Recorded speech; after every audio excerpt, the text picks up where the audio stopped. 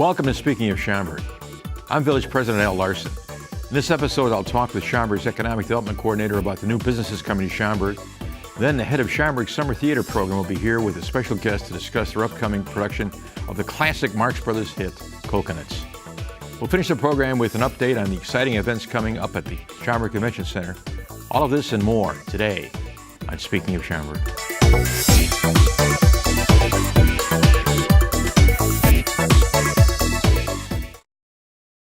Schaumburg is the largest center of economic development in Illinois, outside the city of Chicago.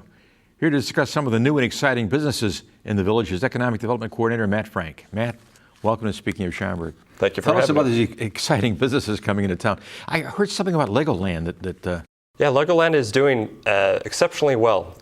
This past year was their best year ever, and actually internationally, they're the most profitable Legoland out there. So they're continuing to expand, they're reinventing themselves, they're changing some rides, they constantly update the movies over there.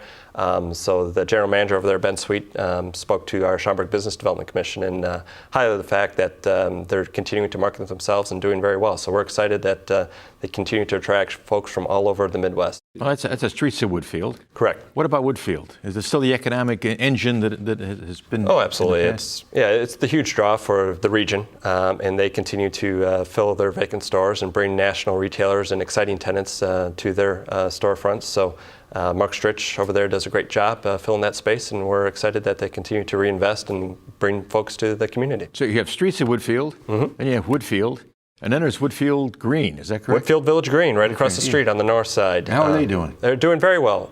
We're excited that they are bringing H.H. Gregg, which is an appliance retailer, to the community. So they're taking about 30,000 square feet. They're also bringing a couple additional tenants. Five Below, which is a national retailer from Philadelphia, will be filling some space. So actually with those two tenants, they'll be about 98% occupied. So I heard something about Bloomingdale's coming in too. Bloomingdale's outlet, I met with them recently at a trade show, and they are looking to open up in 2012. It'll be an outlet store, so it'll be a nice addition to the community. It kind of fits the niche there at Woodfield Village Green with some of the other retailers, so it'll be a great addition. Now, I noticed that there's restaurants coming in just across the street from Costco on the west side of Meacham. There's a string of restaurants in there. How is that doing? And I saw some construction there on a driveway. Sure. Yeah, it's the shops on Meacham there. We've been getting a lot of interest from restaurants and fast casual folks. So that's why you've seen like the Five Guys and Moe's Southwest and Jimmy John's and all that kind of redevelop that area.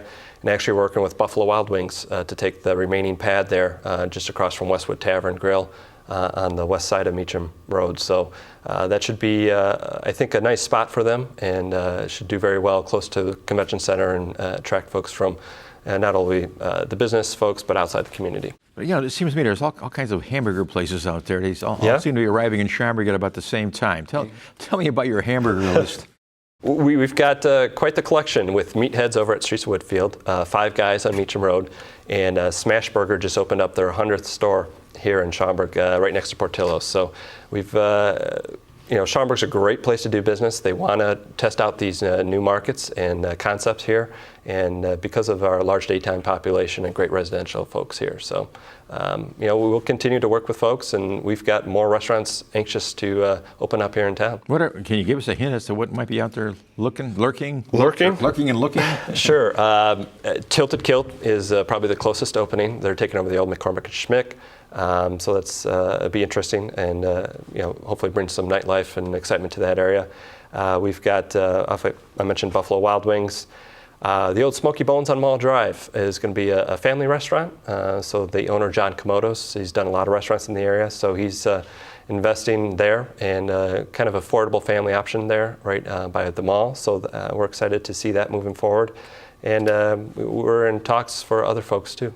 I understand that Chicago Prime up at the north end of town is adding a Japanese restaurant to the mix up there? Yeah, over the Shops at Prime Village, there's a Japanese sushi place opening up, and that'll fill that. At Kobe's? Kobe's, exactly. Okay. Yeah. We're getting quite the diverse mix of restaurants throughout the community. There's several new Indian restaurants that have opened up recently. Sunlap.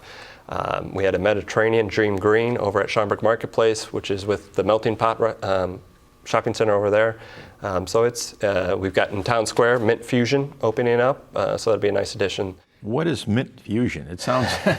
It's an interesting concept. It's obviously Indian, but they do crepes and pizzas and all types of authentic toppings and ingredients. So kind of a healthy, fast casual restaurant. So. Okay, I understand. There's a pizza place opening up near El Mesons. Is that? Yep, Muggs Pizza is looking to open up. They're going through our process right now. So in Schoolhouse Square, right a few down from El Meson, will be another pizza place. So. That's a lot of people, we're coming out of the economy, they're getting excited, they're seeing the momentum and the consumer confidence, so they're taking the opportunity to take advantage of these low rents and fill some space. So you can come to Schaumburg and you can eat at a wide variety of restaurants, but we're more than just retail and restaurants. There's other activities too. What about how's the office sector doing? And what? It's slowly improving. Obviously, the big news was Career Education Corporation moving in and bringing their 1,100 employees to 231 Martingale. So that filled up a significant amount of vacant space. We continue to attract interest in Fortune 500 companies and others who are looking to invest here in the community. Our vacancy rate has dropped. We're getting close to what we were in 2008, 2007, under 20%. So we're making significant strides there. We've seen a lot of the higher education folks invest here with the Lake Forest Graduate School of Management. Strayer University recently opened up, so we're getting a variety of uses occupying the office buildings here in town. We make things in town too, don't we? I mean, absolutely. We're not just retail and office. We're more than that. There's a manufacturing element too, isn't there? Absolutely. We've got about 13 million square feet of manufacturing space here in town. And we're excited that MTA, a local business, they're an Italian auto parts manufacturer who had a small sales and warehouse facility here. We recently worked with them to identify some additional space that they've got some incredible contracts and opportunities to grow. So they were looking, and we found them a suitable spot here in town that they can expand from 5,000 up to 35,000 for the next couple of years, and hopefully they'll build a manufacturing facility. So we're excited that MTA has chosen to reinvest in Schaumburg and bring additional jobs and investment in our community. Well, that's great. That's great. Total, how much industrial development do we have in terms of this square footage? 13 million square feet, and we've got roughly 9% that's vacant. So it's not too bad. It's improving, such as the office and retail. Okay, now you recently went to a shopping center convention. Correct. Yeah. A lot of new traffic there. I mean, more people coming to. Yeah, I attended the National International Shopping Center Council convention in May. Over 35,000 folks were there in attendance from developers, retailers, municipalities, all trying to get deals done. So we've got a lot of good prospects there, met a lot of national retailers, and hopefully we'll continue to fill the few vacant spaces we've got left in town. Now, how long have you been doing this, man? I've been with the village for 12 years, planner for 5, and then in my role as Economic Development Coordinator, 7 years. Okay, and you work closely with the Schaumburg Business Association. There's an economic tool that's being utilized with kind of a partnership with SBA and the Village of Schaumburg. Tell me. Sure. We formed a public-private partnership with the Schaumburg Business Association, and within that we've identified additional resources that the village would like to see the business community step up and help us to not only market the community, but attract business and work with our existing businesses through business retention visits and come up with marketing pieces, attend different conferences and trade shows. So we've got investors from all over the business community partnering with the village and the SBA to kind of promote and enhance the economic development efforts here in the community. Well, that's great, Matt. I appreciate your coming to the show and filling us in on just some of the stuff that's happening in dynamic Schaumburg. Absolutely. I appreciate it. Thanks a lot, Matt. Thank you. Warm weather means it's time for the Prairie Center's Summer Theater program. We'll talk about this year's hilarious production next on Speaking of Schaumburg.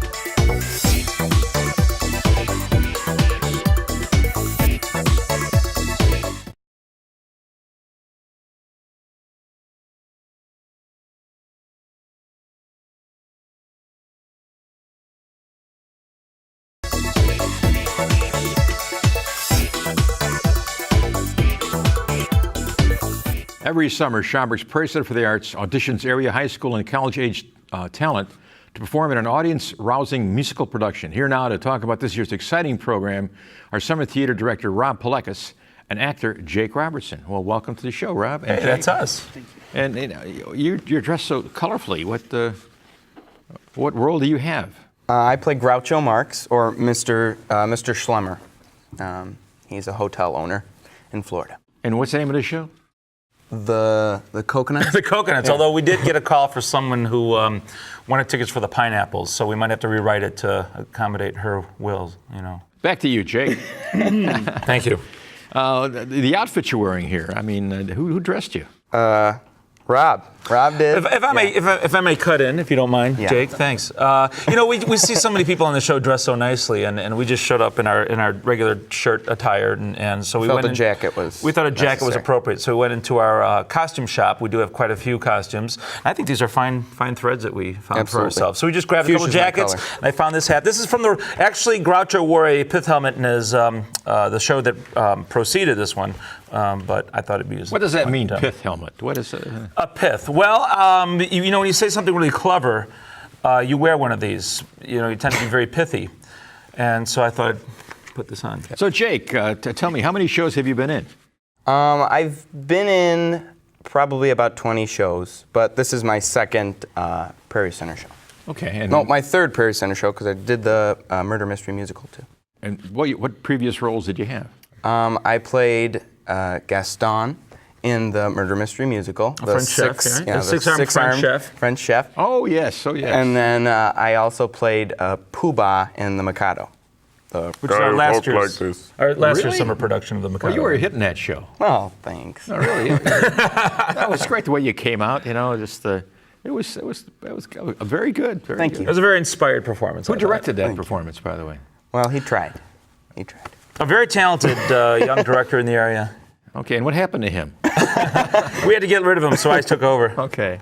Well, Rob, how many shows have you directed? Well, we've written, starred in. I've been working with the Schaumburg Summer Theater program since it started in 1989. So this will be our 23rd show that I've directed, and I've really loved it. It's one of my favorite times of the year is to direct talented students like Jake here, who sometimes take on roles that I don't think they will ever have an opportunity to do it again, because Jake is playing Groucho, and it's a unique experience. I know you've done Coconuts before, haven't you? We did the show back in 1992, and it was such a huge hit. We thought it'd be fun to bring it back after doing two Gilbert and Sullivan pieces, the Pirates of Penzance and the Mikado.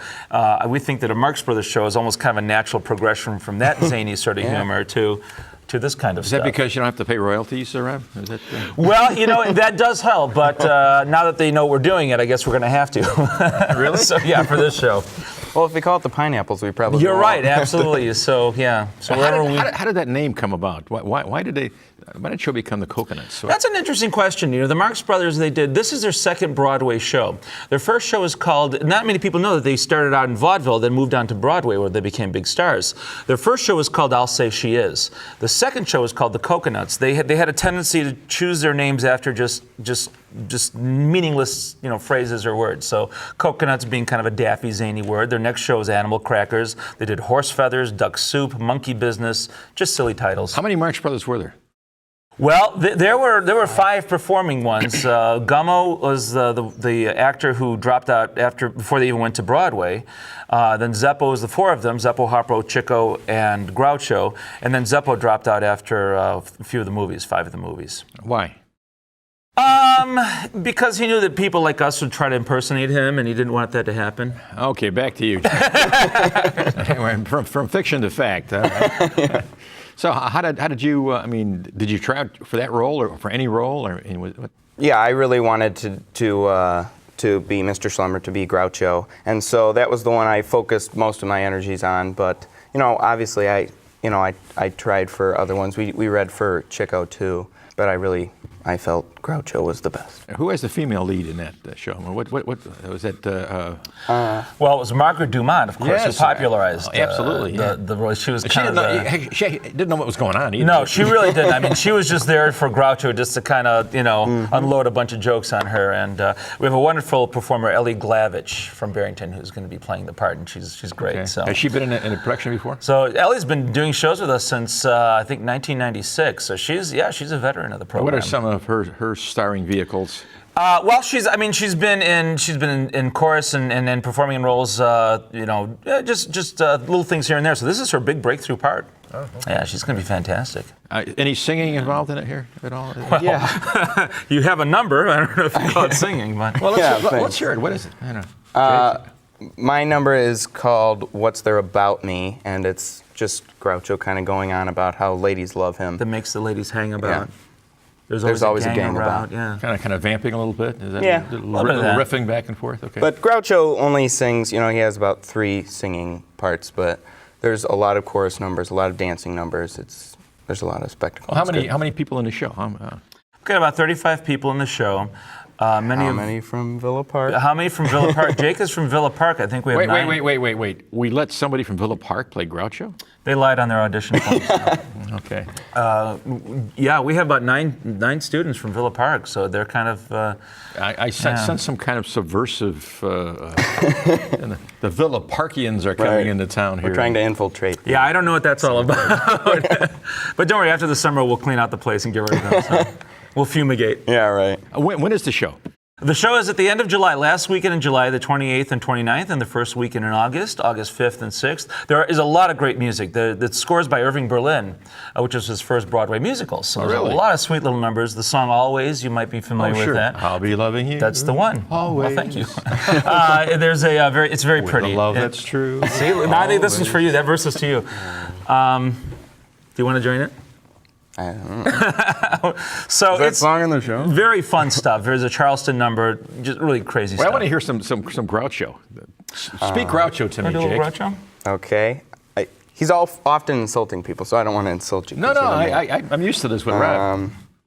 Should I do something from the Viaduct scene, maybe? Yeah, let's do that. Okay. All right. Come over here, Rand McNally, and I'll explain this thing to you. Now, you're playing Chico. That's all right, yeah. Okay, I don't play in the role, but goes good. Okay, that's all right. Now, this is a map and a diagram of the entire Coconut section. Right here's Coconut Manor, and over here, that's Coconut Heights. That's the swamp. Now, down here where the road forks, that's Coconut Junction. Where you got coconut custard? That's on one of the forks. Hey, you probably eat with your knife, so you won't have to worry about that. There you go. That's pretty good. Not bad, huh? Oh, that's great. That's great. Yeah. That's great. Of course, we haven't tried the makeup on yet. We're going to do that soon. Put on the glasses, part the hair down the middle. I think he's going to be a spitting image of Groucho. And he's got the walk down too. And that's an essential part of it. That's good. I didn't tell him there was a walk yet, so he hasn't figured that out. We haven't walked. I've been crawling. No, it's that Groucho look. You're watching a lot of Groucho Marx these days, I think. So he's getting ready for the part. So a little research going into this. And then, Jake, after the summer, he goes away to school. I do. And he's gone? Mm-hmm. Where are you going to school, Jake? Princeton. Wow. Who'd you bribe to get Princeton. Yeah, it's a tanning salon. It's in Indiana, don't worry. What's your major going to be? I'm thinking about international relations. I'll definitely get a minor in theater though because I want to keep that in my life. How long have you been performing in theater? Since I was about 6. Huh? I started out as Tiny Tim in the Christmas Carol. So. Oh, okay. Yeah, I had a much higher voice back then. And you're not tiny anymore. God bless us, everyone. But he does like to climb up on my shoulder from time to time and have me carry him around. I think you like that. Climb up on your shoulders and carry him around. Anyway, great. Rob, once again, thanks for being here. Thanks for having us. Hey, Thank Jake. you so much. And we invite everyone to come see the show. Oh, Yes, yeah, please. and send us some postcards from Princeton. Absolutely. Yeah, all right. My pleasure. Well, I Thank look you. forward to it. What events are coming to the Schaumburg Convention Center? Find out next on Speaking of Schaumburg.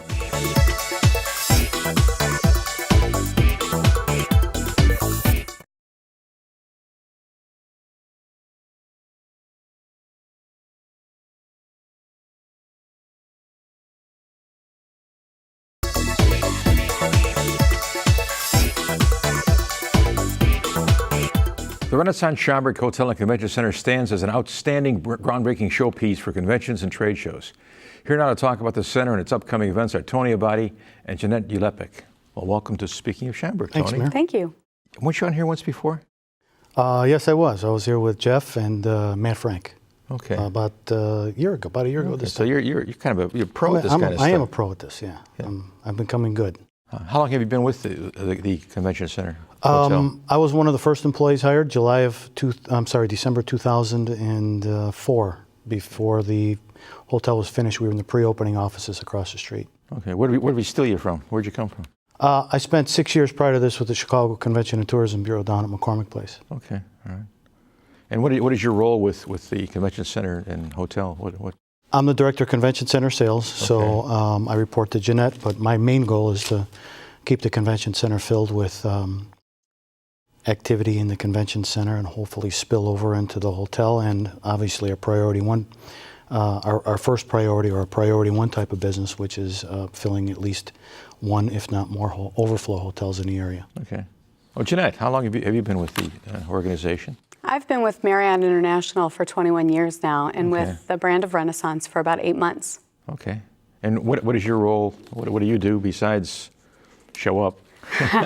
I'm the Director of Sales and Marketing, and I think the roles are switched. I probably report more to Tony than he does to me, but I run all of the group sales and events in the Hotel and Convention Center, oversee all of those responsibilities. And how's it doing? How's the hotel doing? The hotel's doing actually very well, considering the economy that we've just come out of. Sure. We're actually ahead of pace compared to last year's, and we see a bright future. Okay. How bright a future is it? I mean, well, I understand July you got a pretty good. July is a perfect example. Yeah. We're expecting occupancies, to tip into the 90%. So we're looking forward to a really, really great summer and an even better fall. Okay, what are some of the groups that are coming in to the? We actually have a few to talk about. A couple of the groups that are primarily helping our July include dance groups, some gymnastics, dance competitions. In fact, we have a stretch of about 10 days of oversold nights, sold out nights that we are looking for in July and over the 4th of July. You said dance groups. Are kids, adults, ballroom dancing? All right, let me tell you about some of the things we got coming up this summer. And to Jeanette's point, it's a very busy summer, one of our busiest, actually. For example, we just concluded in June, the Trans World Jewelry, Fashion, and Gift Show. A little bit about this show. They started in December of 2006 the first year was 2006, where they utilized 2/3 of the hall. They moved to full hall usage in 2007 and 2008. In 2009, they added a summer show, which just concluded again in June of 2010. This is an organization that runs at least 5 jewelry, fashion, and gift shows in Rosemont. They started a show in December with us. They've now added a second show, and for example, that December show brings 25,000 people through the convention center in the hall. The June show, which just concluded, brings about 15 or 16,000. So that show's ramping up, while the December show quickly got established and is moving toward maximum capacities. That was our June marquee event. Are these shows, are they signing long-term contracts, or how does that work? Well, because this show is what we call a consumer show, it doesn't really impact the hotel in the same way that a for-profit trade show would, with hotel rooms and food and beverage functions. They're generally just confined to the convention center. The upside to that is, with so many people coming to town, these are people that Transworld even admits don't go to the Rosemont show. So these are people that are probably drawing from a 30 to 50 mile radius outside of Schaumburg, that they won't go to the airport for the show because they've got to pay for parking. It's a hassle over River Road and some of those things. So it's an easier fit for them to be in Schaumburg, and the December show has just exploded, and the summer show is just starting to build up. The July marquee event we have is the Abilities Expo. That shows also that has signed a long-term agreement. That is what's called a hybrid show. It's open to the public, but it's also a trade event. Sure. And they do have sleeping rooms. They do have some food and beverage functions, some sponsored activities as well. But that's a mobility exposition. That show features mobility exposition products for everyone from the visually and hearing impaired to cars and even motorcycles for wheelchair-bound individuals that still consider themselves active and don't feel that their handicap is. Where are you getting these shows from, Tony? I mean, are they? Were they Rosemont last year, or some out of state? All over, Mr. Mayor. A lot of these shows were on. One of the things I was charged with when I was hired was to compete on a national scale right out the door. So the Abilities Expo is actually managed by an organization that actually manages the marquee event for the trade show industry, which is called the Society of Independent Show Organizers. These guys are based out of Santa Monica, California, but they run. They're industry veterans. They have this. This is one of many shows that they do, but just to have them in our building speaks volumes, because they go back and talk about it. Oh, sure. What happens is it gets into the national periodicals of shows that are successful and rotate through. PCMA's Convene magazine, Trade Show Executive. They print a calendar of 30 months, 6 months, and 1 year out. and and we are printed in those magazines because we compete now successfully on a national stage. What kind of feedback are you getting from some of the patrons over there, Jeanette? Well, actually, the feedback is really good. The space lays itself out in a very flexible and functional way for our consumer shows and for our business shows, our group and social shows. So you've got a footprint of a large space with both ballroom space and convention center space, so it offers flexibility for very large groups, but yet the intimacy and that feel for even small groups for say 20 or 30 people. So our customers love the space, they love the flexibility of it. Oftentimes what will happen is that perhaps maybe we'll host a board meeting, and that board meeting will stem into a much larger event because they had a great experience with us. So we're very fortunate with the building that we have. It's a beautiful building, and it's very flexible. There's a wow factor there too, isn't there? People come in there and they don't realize how nice it is. And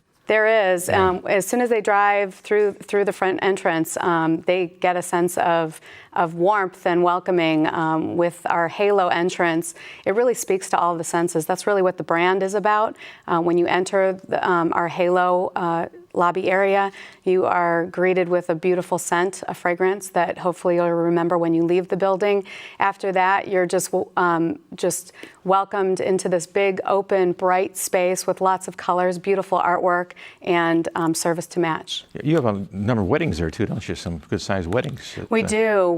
Our weddings, we do Western weddings. We do some Indian weddings. We're experts in pretty much any wedding you can talk about. And you change your menu, or I shouldn't say change the menu, but you add ethnic foods or to the menu too, don't you? We do. We not only do we cater to specific palates of any kind of group, but we also have great relationships with some outside vendors that we allow them to bring in food as well. So it offers the customer, particularly for some special needs, that flexibility. So you guys are optimistic about what's happening over there.